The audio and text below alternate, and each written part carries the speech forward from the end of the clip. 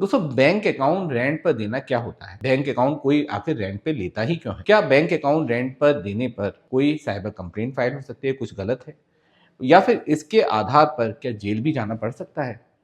दोस्तों आज इस वीडियो में मैं आपके ये सारे डाउट्स क्लियर करूंगा और आपको बताऊंगा कि बैंक अकाउंट देना आखिर कितना रिस्की हो सकता है। नमस्कार दोस्तों मैं हूं एडवोकेट आयुष गर्ग और आप देख रहे हैं अपना YouTube channel online legal Singh. Bank account free या साइबर क्राइम से रिलेटेड और इन्फॉर्मेटिव वीडियोस देखने के लिए आप हमारी प्लेलिस्ट पर भी विजिट कर सकते हैं। तो चलिए बिना देर करे टॉपिक को शुरू करते हैं। दोस्तों आजकल भारत में साइबर क्राइम बहुत ज़्यादा बढ़ गया है। इसका केवल यही कारण नहीं है कि साइबर क्रिमिनल बढ़ गए हैं, बल्कि ये कारण भी इसमें बहुत महत्वपूर्ण है कि उनको बहुत आसानी से अकाउंट्स अवेलेबल हो रहे हैं जिसमें वो साइबर क्राइम का फंड मंगाते हैं। ये बैंक अकाउंट्स वो भोले भाले लोगों से रेंट पे ले लेते हैं, कुछ कमीशन का लालच दे देते हैं या उनके संग कुछ भी विश्वास में लेकर उनके संग विश्वासघात करके उनसे ले लेते हैं। गरीबी, अशिक्षा के कारण या पैसों की जरूरत के कारण लोग इनके झांसे में फंस जाते हैं। कई बार इन लोगों को यही नहीं मालूम होता कि उनके संग या उनके बैंक अकाउंट के द्वारा कोई साइबर क्राइम किया जा सकता है।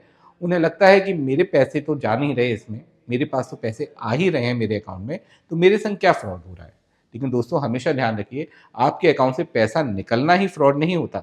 आपके अकाउंट में अगर कुछ गलत पैसा आता भी है तो वो भी आपके संग साइबर फ्रॉड ही है। आपके बैंक अकाउंट का यूज किसी अन्य व्यक्ति के संग साइबर फ्रॉड करने में हो रहा है तो यहाँ पे पूरी रेस्पॉन्सिबिलिटी आपके ऊपर आ जाती है। दरअसल साइबर क्रिमिनल्स को साइबर क्राइम करने के लिए बैंक अकाउंट्स की जरूरत होती है।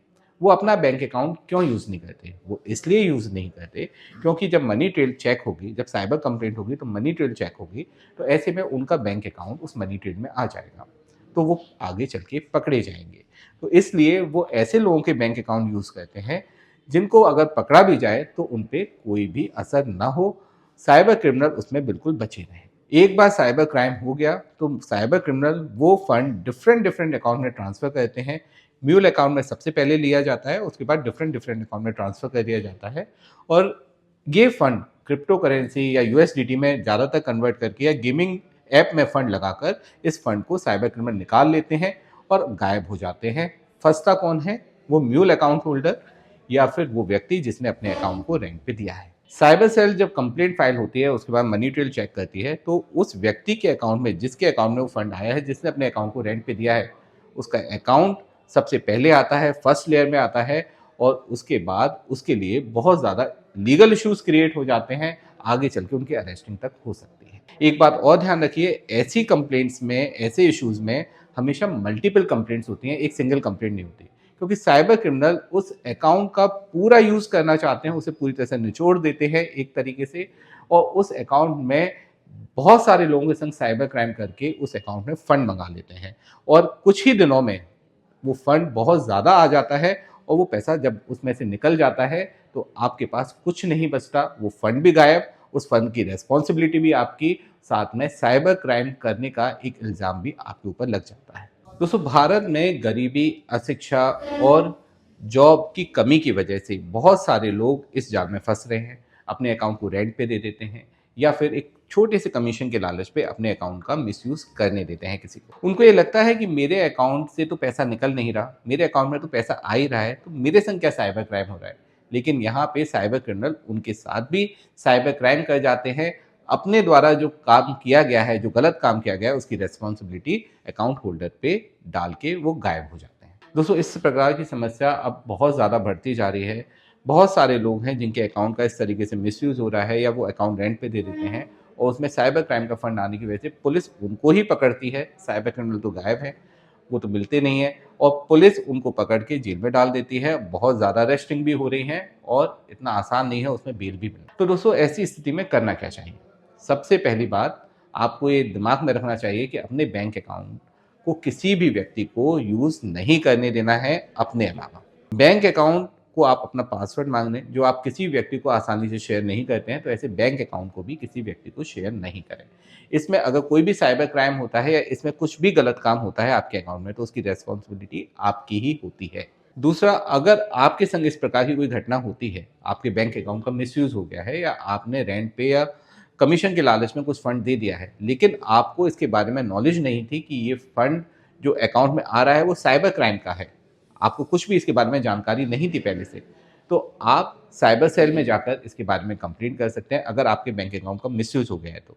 या फिर कोई कंप्लेंट आती है तो आप ऑफिसर को ज़रूर बताएं इसके बारे में, सर ये जो फंड आया है मेरे अकाउंट में, ये इस व्यक्ति ने मुझसे मेरे अकाउंट को ले लिया था, मुझे जॉब का लालच या कमीशन का लालच दिया था और मेरे अकाउंट को ले लिया था। आप पुलिस से कुछ भी ना छुपाएं, सब चीज़ें बताएं, लेकिन प्रायोरिटी बेस आप अपनी कंप्लेंट ज़रूर फाइल करें। ये कंप्लेंट फाइल कराना या एफआईआर फाइल कराना ही आपको अंत तक बचा सकता है।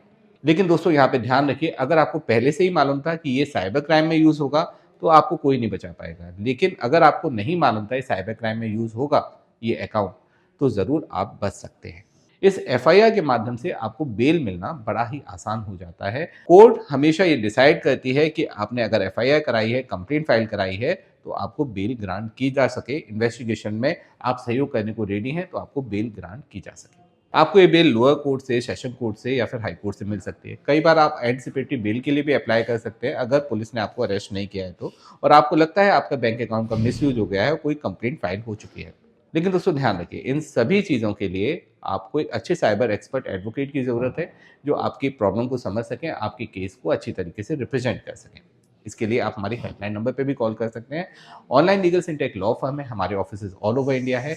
तो बैंक अकाउंट फीस या साइबर क्राइम से रिलेटेड किसी भी इशू में हम आपकी पूरी हेल्प कर सकते हैं। दोस्तों वहीं अगर आपके बैंक अकाउंट का मिसयूज हो गया है, आपने किसी को रेंट पे नहीं दिया है, आपने किसी भी व्यक्ति को कमीशन के लालच पे अपना अकाउंट नहीं दिया है, तो आप बिल्कुल ना घबराएं। आप एक कंप्लेंट ज़रूर फाइल कराएं, जो भी तरीका मैंने आपको बताया है उसको फॉलो करें, तो आपको निश्चित ही इसमें रिलीफ मिलेगा। आपको लीगल इश्यूज़ इतने ज़्यादा फेस नहीं करने पड़ेंगे, वरना इसमें ज़्यादातर मामलों में मल्टीपल कंप्लेंट्स होती हैं। एक जगह से आप छूटेंगे तो दूसरी स्टेट की पुलिस तैयार बैठी है आपको ले जाने के लिए, दूसरी जगह से छूटेंगे तो तीसरी जगह की पुलिस तैयार बैठी है। बहुत ज़्यादा लीगल इश्यूज़ हो जाते हैं, तो इससे सेफ रहें। और बहुत ज़्यादा ज़रूरी भी है, साइबर क्रिमिनल्स को इस प्रकार के अकाउंट्स नहीं मिलेंगे तो वो साइबर क्राइम भी आगे नहीं कर पाएंगे। दोस्तों वीडियो अच्छा लगा हो तो इसे लाइक शेयर कमेंट जरूर कीजिएगा। चैनल को अभी तक सब्सक्राइब नहीं किया है तो सब्सक्राइब भी जरूर कर लीजिए, जिससे आपको ऐसे ही लेटेस्ट इंफॉर्मेटिव वीडियोज़ के नोटिफिकेशंस मिलते रहेंगे और आप भी लीगली अपडेटेड रहेंगे। अंत में सतर्क रहें, अपने अधिकारों के लिए जागरूक रहें और ऑनलाइन लीगल सेंटर से जुड़े रहें। मिलते हैं अगले वीडियो में। जय हिंद।